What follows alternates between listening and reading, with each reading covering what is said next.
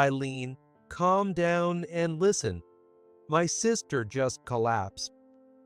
Over the phone, my husband Nate breathlessly told me this. But Karen, my sister-in-law, was right next to me, happily enjoying a shopping trip. I instinctively asked him to confirm if it was really Karen who had collapsed. Nate responded with a tone of exasperation. Of course, that's what I'm saying. Anyway, I'll be staying at my parents' place for a while to take care of her until she's discharged from the hospital. Without waiting for my response, he hurriedly hung up. Nate and I have been married for 2 years. When we first got married, we were on good terms, and both work and home life were going well. However, a year into our marriage, when we couldn't conceive, we started infertility treatments. Around that time, Nate began acting distant. One day, I heard rumors from his colleague that Nate was unusually close to a newly hired female employee. Just to be sure, I hired a private investigator to look into it, and it turned out that Nate was indeed having an affair. Apparently, on the days he claimed to be working late, he was visiting his mistress's house, and on weekends when he went out without telling me, he was going on dates with her. This time, him lying about Karen collapsing was probably just an excuse to go on a trip with his mistress. When I told Karen about Nate's affair, she quickly grasped the situation and burst out laughing. She explained that she had some free time and decided to visit us, but couldn't get through to Nate. So she reached out to me, and we ended up going shopping together on short notice. Nate would never imagine that Karen and I were together. Karen exchanged a mischievous glance with me and said, "This is the perfect chance to teach him a lesson, don't you think?" My name is Eileen Hoppers, 34 years old. At 28, I was hired mid-career as the secretary to the president of a large international food manufacturer.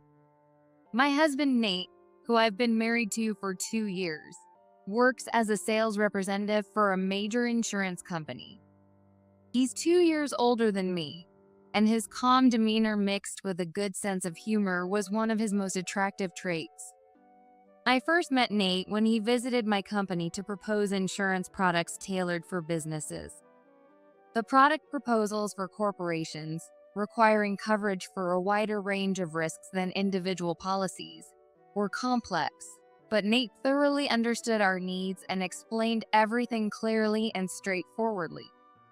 I was drawn to his professional demeanor, though his tall stature and striking looks made him seem a bit unapproachable. To my surprise, Nate was the one who initiated contact. After having one in-depth conversation, I realized he was not only humorous, but also genuinely sincere. After exchanging contact information that day, Nate started messaging me often. Most of his messages were about his dog or his favorite new drink, just lighthearted chatter. As I replied to his messages, I found myself falling for the gap between his professional side and his personal side. 2 weeks after exchanging contact info, Nate asked me out on a date. Since entering the workforce, I'd been so focused on my job that I hadn't gone on a date since my school days. It felt almost unreal, but I cautiously said yes. During our date, I learned that Nate's family was based in the United Kingdom. Interestingly, the headquarters of the food company I work for is also in the UK, and his paternal grandfather used to be its president. His grandfather moved to the UK for work and married a British employee. The family was born and raised in the UK up until Nate's generation. Although both of Nate's parents are British, his demeanor and confidence seemed influenced by his exposure to American culture. In high school, he considered staying in the UK for college and work, but also dreamed of living in the US, where his roots were. He ended up pursuing both college and a career in the US, which speaks to his determination. Despite our opposite personalities, his boldness and my caution, we clicked and got married a year after meeting.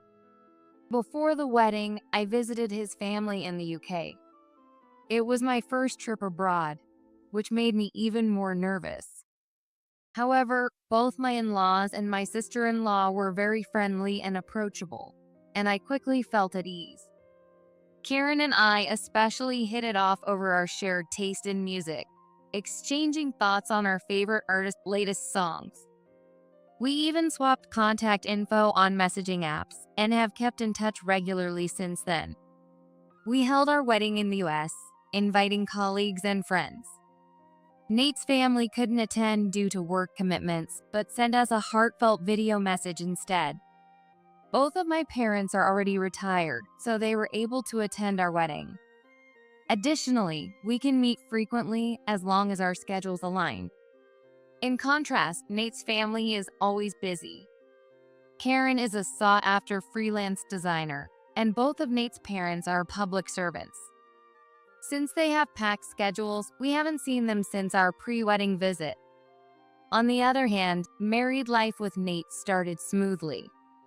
He willingly proposed sharing household chores, which allowed us to balance work and home life. On weekends, he often took me on drives, which was a refreshing change for me. About a year after our wedding, we started trying for a baby. Even before getting married, we had talked about wanting children.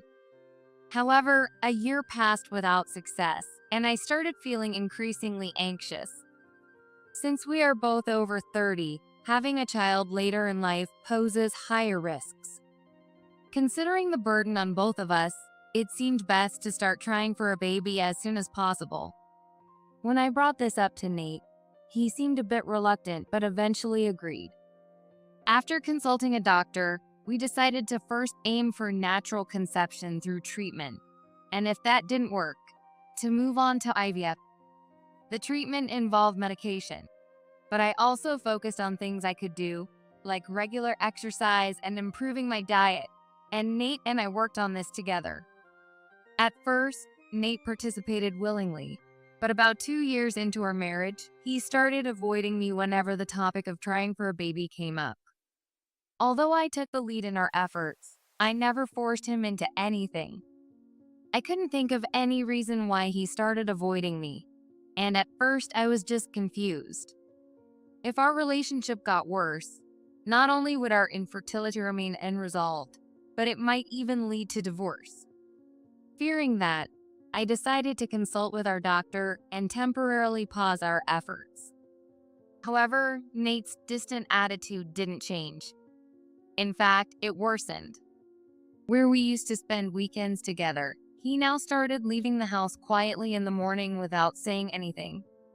When he returned, he brushed off my questions about what he'd done that day with an annoyed attitude. One day, while shopping after work, I unexpectedly ran into someone I knew. It was one of Nate's colleagues, a woman from his sales department who had joined the company at the same time as him. I had only met her at our wedding, but I remembered thinking she seemed like a nice person. To my surprise, she said she had something she wanted to tell me. She prefaced her shocking statement by asking me not to take it too seriously. Your husband, seems unusually close to a new hire who joined this spring. According to her, the new hire was a young woman in the accounting department who frequently visited Nate's sales department. She often claimed to have questions about receipts, but apparently only ever approached Nate. Not only that, but they were often seen going out together during lunch breaks. Since he started getting close to that girl, he stopped talking about how much he loves his wife. That's what made me concerned. She said she decided to tell me because she was worried about me. I thanked her, though inside I felt deeply unsettled. When I connected Nate's recent distant behavior with what I just heard, it all started to make sense. The thought of him actually having an affair terrified me, but ignoring my growing suspicions was just as unbearable. So I decided to bring it up indirectly. Over dinner, I casually mentioned that he hadn't been talking about work much lately. Since you're in a mentoring role now, how's it going with the younger employees at your office? At that, Nate noticeably flinched and glared at me.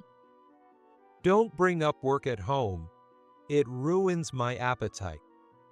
He used to talk about his recent projects and colleagues without me even asking.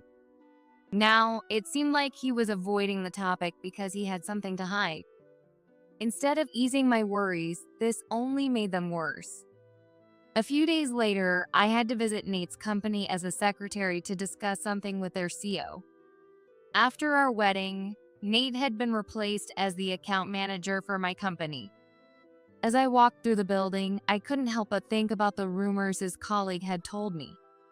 But I reminded myself that I was here for work and tried to push the thoughts aside. As I was being escorted to the meeting room, we passed by what looked like a break room. I heard voices from inside, and one of them was Nate's. Curious, I returned after reaching the meeting room and peeked through the small window on the door. Inside, I saw Nate sitting closely with a young female employee on the sofa. He had his arm around her shoulder, and they were chatting so closely their faces were nearly touching. This was clearly beyond what would be considered appropriate between a supervisor and a junior employee. Even though I had mentally prepared myself after hearing the rumors, seeing it with my own eyes was gut-wrenching. For 2 years of marriage, Nate and I had supported each other both in work and in life. Our opposite personalities, his boldness and my sensitivity, had made us a complementary couple, fostering mutual respect. What had gone wrong? I had suggested we start trying for a baby, but it wasn't as if I had forced him. Things didn't start getting this strained until later. Then, I suddenly remembered what his colleague had said. Since he started getting close to that girl, he stopped talking about how much he loves his wife. It became increasingly clear that his affair was likely the reason for our marital troubles. Suppressing my urge to turn away from reality, I took out my smartphone. Through the lens, I captured the two of them, unaware of my presence, acting intimately. I steadied my trembling hands and took photos as evidence before quietly leaving the area. On the train ride back to my office, I stared at the pictures I had just taken. To me, this was undeniable proof of an affair, but I worried it might not be taken seriously since it was captured by me, his wife. Additionally, I realized that to make a case for infidelity, I would need to understand not just their workplace interactions, but also their behavior outside of work. Looking back, I realized I still couldn't accept the reality that Nate was having an affair and desperately wanted to deny it somehow. A few days later, I consulted a private investigator and requested an investigation into the personal information of the young female employee and her actions with Nate. Within about a week, they had gathered sufficient evidence. The woman's name was Megan Carter, 23 years old. She was a new hire in the accounting department, having joined the company this spring. It was clear she was the young employee Nate's colleague had mentioned. The investigation into their actions also provided more than enough evidence of the affair. On every occasion Nate claimed to be working late. He was heading to Megan's apartment with her. Likewise, every time he left the houses quietly on weekends, he seemed to be enjoying dates with her. Most of the evidence was provided in photos, though some were videos. I played one of the videos that captured their conversation at a restaurant. They were smiling at each other like a merry couple, feeding each other bites of their meals. Just watching this scene was painful enough for me to want to stop, but their conversation was even more shocking. As Megan ate happily, Nate gazed at her with a softened expression and murmured, You're so much better than my old hag of a wife. You're young, fresh, and adorable. Megan blushed and grabbed Nate's arm. That's sweet, but I feel bad for your wife, you know? Though she said she felt bad, her smile was mischievous. In other words, Megan knew Nate was married yet continued the relationship. For a moment, I had worried that she might have been an innocent party, unknowingly involved with a married man. But that small sense of pity vanished entirely.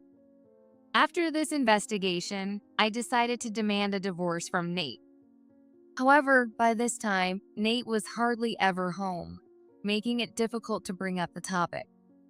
A few days later, while shopping for groceries, I received a call. It was rare for me to get calls that weren't work-related. Wondering who it might be, I glanced at my phone screen and saw it was Karen. She explained that her work had settled down, and she had finally found time to return to the US. She had first tried calling Nate, but got no response, so she called me instead. As it happened, I had taken the day off because I was leaving for a business trip to the UK the next morning. Considering the time difference, I had to catch a flight at 5 a.m. UK time. To prepare, I planned to stay at a hotel near the airport that evening and take an early bus directly to the terminal. Incidentally, I had already told Nate about this trip directly. But since he had been so distracted and non-committal in his responses lately, I had started relying on text for important updates. Even then, he often left my messages unread. It was likely that he wasn't even aware of my upcoming trip. I hadn't told his family about the trip either. They were kind and supportive, but I worried they might go out of their way to help, which I didn't want to burden them with. Given all this, when Karen invited me out, I hesitated over how to respond. After some thought, I agreed to meet her until noon since I had errands to run. When we reunited after several years, Karen was as lively as ever, and her energy was contagious. Though she playfully complained, she seemed to genuinely enjoy spending time with me. We visited a recently opened large shopping mall, bought albums from our favorite artists, and picked out clothes for each other, enjoying every moment. Yet, the thought of Nate spending time happily with Megan crept into my mind, filling me with sadness and frustration. Karen must have noticed because she expressed concern. Eileen, you've been looking a little pale. Are you okay? Should we take a break? As I struggled to respond, my phone rang. I glanced at the screen and saw it was Nate. Even though he had left without a word today and hadn't responded to Karen's call, he was suddenly contacting me. When Karen saw it was Nate, she said she would listen in and leaned closer to hear his voice. Nate sounded unusually out of breath and flustered. Eileen, calm down and listen. My sister just collapsed. Karen and I exchanged incredulous looks. What? It's my sister-in-law who collapsed, right? When I asked that, he impatiently started talking over me.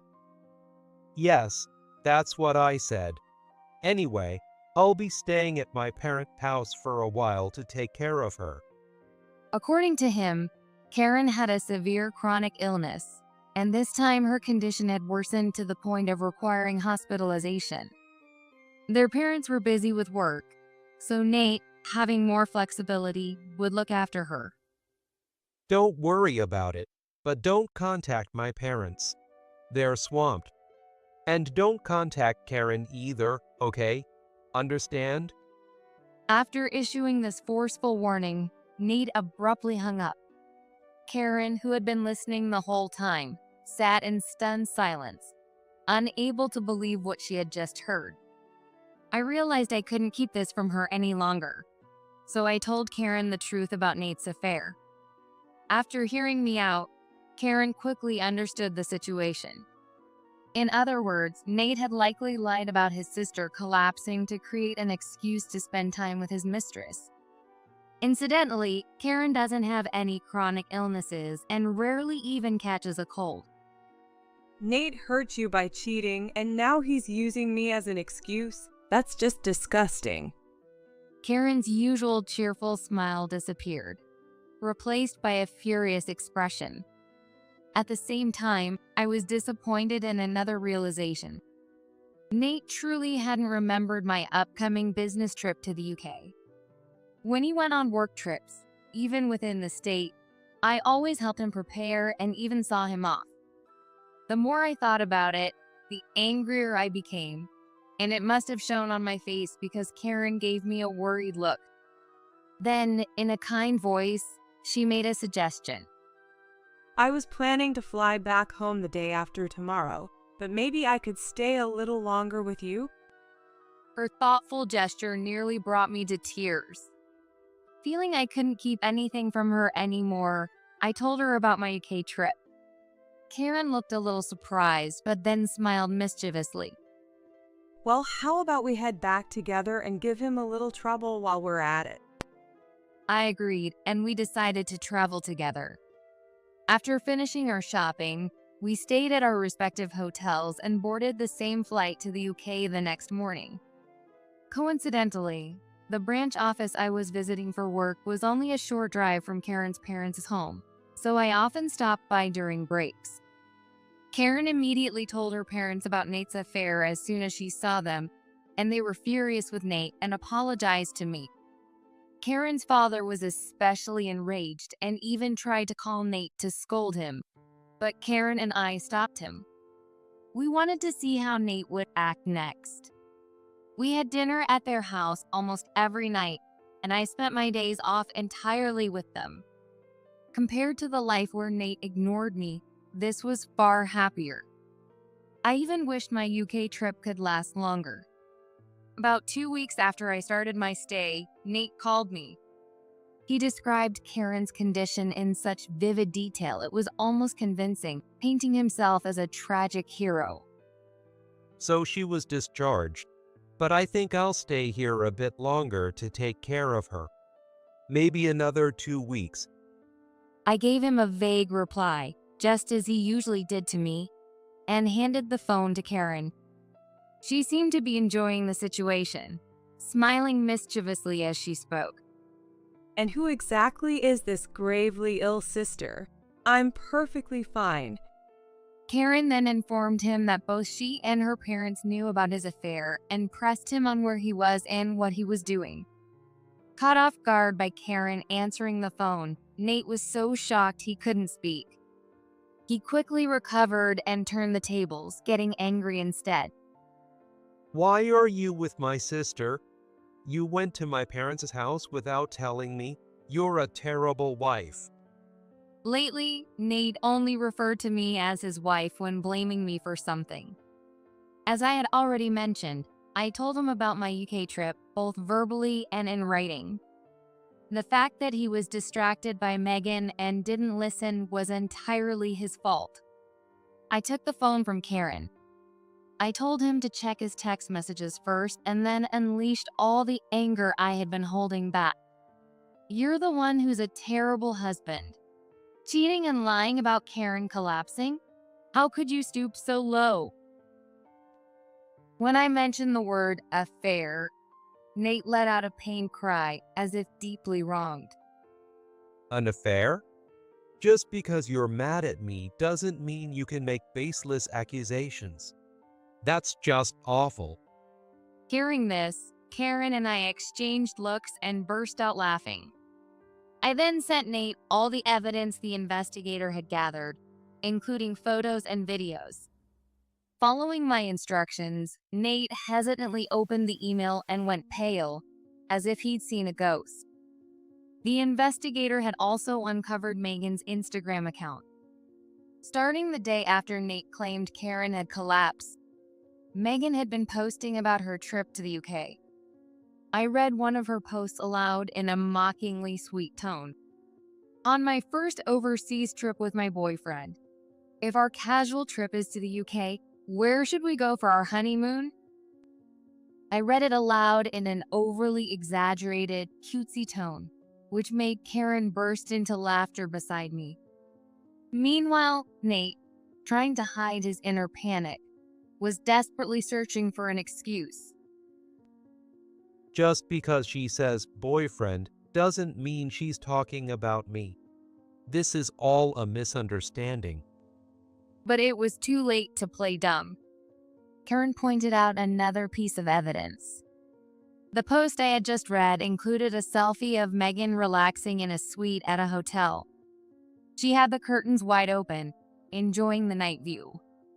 Since it was dark outside, The brightly lit interior was clearly reflected in the window, showing Nate lying on the double bed. Next time you see Megan, remind her to be careful about taking pictures near reflective surfaces. Other posts showed more hints, like clothes in the closet matching Nate's wardrobe and custom-made shoes by the door that looked just like his. At this point, Nate couldn't deny the accusations and finally admitted to the affair, though he tried to retaliate. She's the one who came on to me. If a girl in her 20s shows interest, of course she's going to seem more appealing than a wife in her 30s.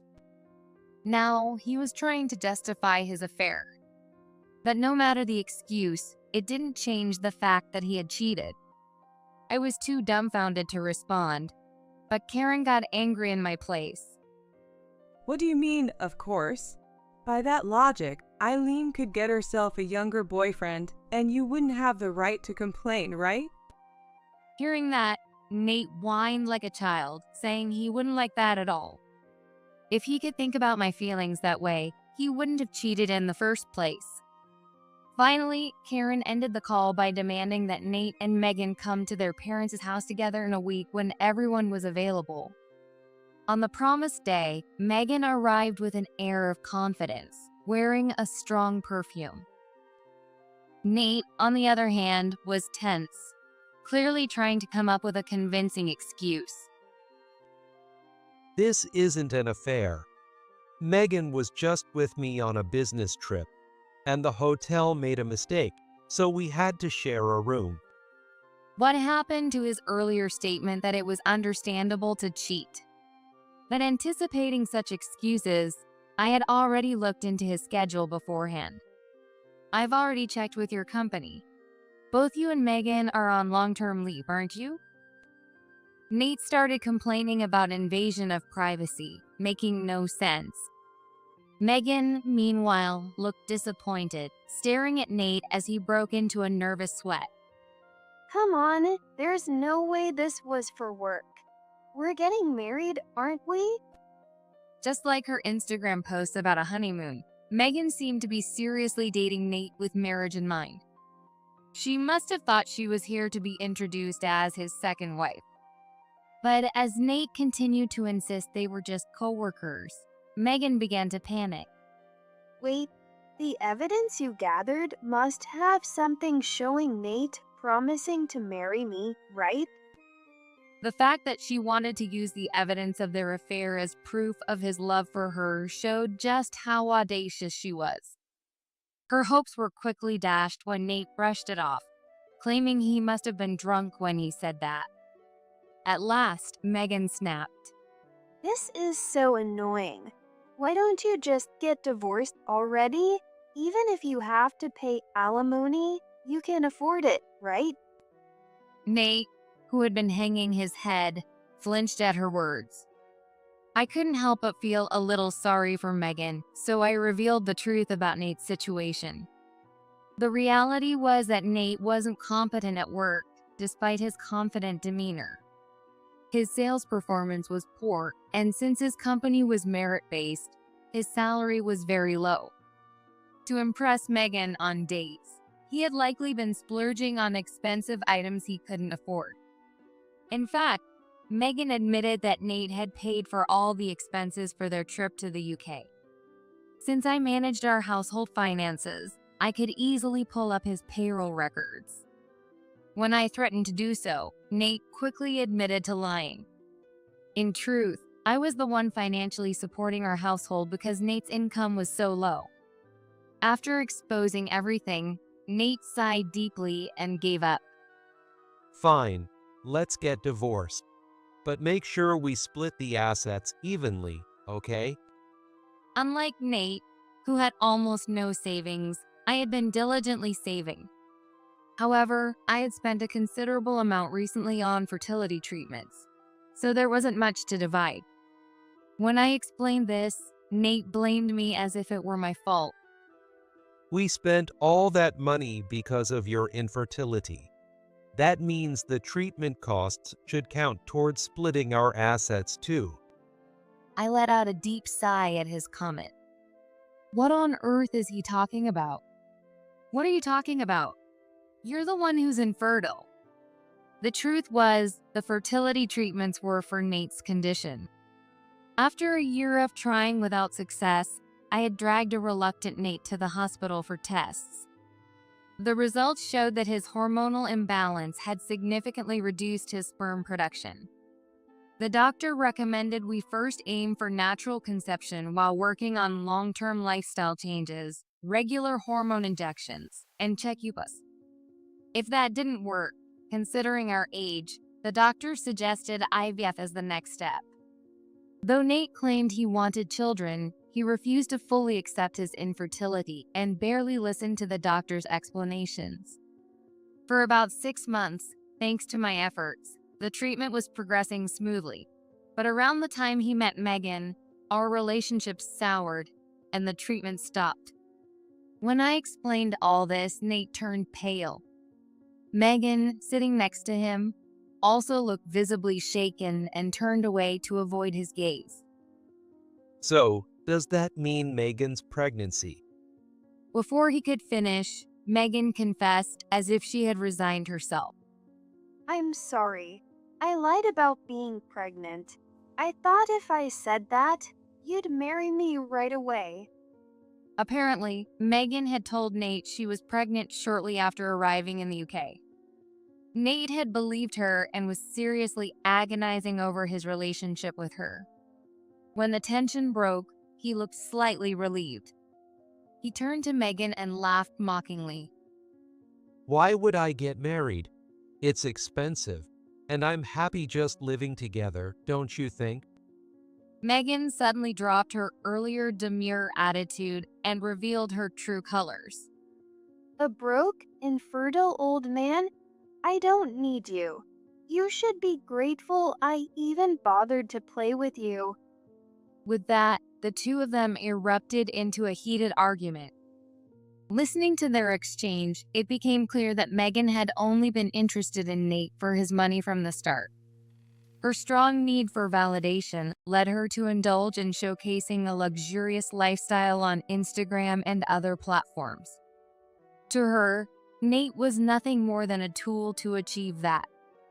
She screamed about how she had planned an extravagant wedding to show off to everyone. Nate seemed genuinely hurt by her confession. In the end, the two began threatening to sue each other for damages, completely forgetting we were even in the room, as their fight escalated further. Nate's parents, who had been listening nearby in case they were needed, finally stepped in. His mother was in tears, and his father looked utterly exasperated.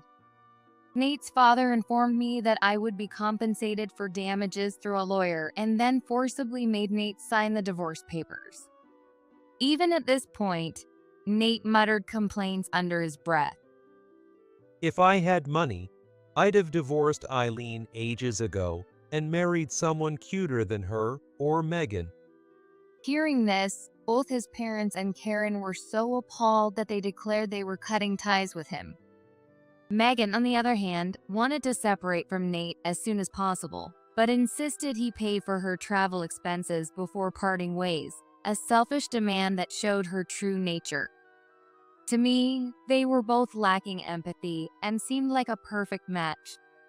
After we kicked them out, I shared this observation with Karen and Nate's parents, and we all burst into laughter.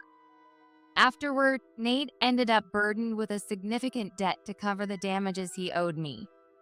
The disparity in our salaries meant that most of the marital assets had come from me. Even after the compensation, it barely covered what I had spent during our marriage, especially on fertility treatments. Since Nate's salary had been low, I had always managed the household finances. It was thanks to my careful budgeting that he could spend money as he pleased and still pay taxes on time. After the divorce, Nate would no longer be able to afford his lavish lifestyle or maintain his image with younger colleagues. Meanwhile, Megan had to borrow money from her parents to pay her share of the damages. Initially, she refused to pay, claiming she was a victim and had been deceived by Nate. She even tried to sue him for damages, falsely claiming she didn't know he was married until after they started dating. It was clear that she no longer had any affection for Nate and was merely trying to extract as much money from him as possible before they parted ways. However, her attempts fell apart when her lawyer couldn't provide sufficient evidence, forcing her to drop the claim. Resigned, Megan confessed to her parents that she had knowingly engaged in an affair. Her parents, deeply ashamed, borrowed a large sum to pay the damages and insisted on apologizing to me directly. They traveled to the US to meet me and were much more remorseful and polite than Megan ever was. During our conversation, they revealed that Megan had introduced Nate to them without mentioning he was married. She had even suggested they meet him in person, but Nate had refused, citing a lack of time. In reality, Nate had no intention of marrying her and was likely afraid her parents would uncover the affair. We genuinely believed Megan and Nate were getting married. We had no idea he was already married. It was heartbreaking to see such kind parents left so disappointed. I sincerely hoped that Megan would repay her debts and focus on making amends to her parents. Since my company and Nate's company have a business relationship, there is frequent interaction between the two. Additionally, we invited many colleagues from both workplaces to our wedding, so we share many mutual acquaintances. Stories of his affair naturally spread among our mutual connections, tarnishing his reputation. When I checked Megan's Instagram after some time, all her posts about Nate were deleted. However, once something is on the internet, it never truly disappears. The fact of Nate's infidelity and the emotional scars he left on me would remain. Nate's preoccupation with Megan had caused his sales performance to plummet, and even his juniors mocked him. As a result, he was reassigned to a dead-end department with a salary reduced to half of what it had been, leaving him struggling in poverty. Meanwhile, my efforts at the UK branch were recognized, and I was offered a permanent position there. Although I wouldn't see Nate directly anymore, updates from his colleagues were more than enough for me. I focused on moving forward and embraced my new life in the UK. Since my long-term stay was confirmed, I splurged on a luxury apartment. Without the need to manage Nate's finances or deal with his expenses, my life became much simpler. I worked hard during the week and spent weekends enjoying barbecues in Karen's family's backyard or attending music festivals with her. There were plenty of attractive people at my new workplace, but for now, I wanted to enjoy being single. If I were to remarry, I resolved to choose someone who, regardless of income, would be honest and truly cherish me.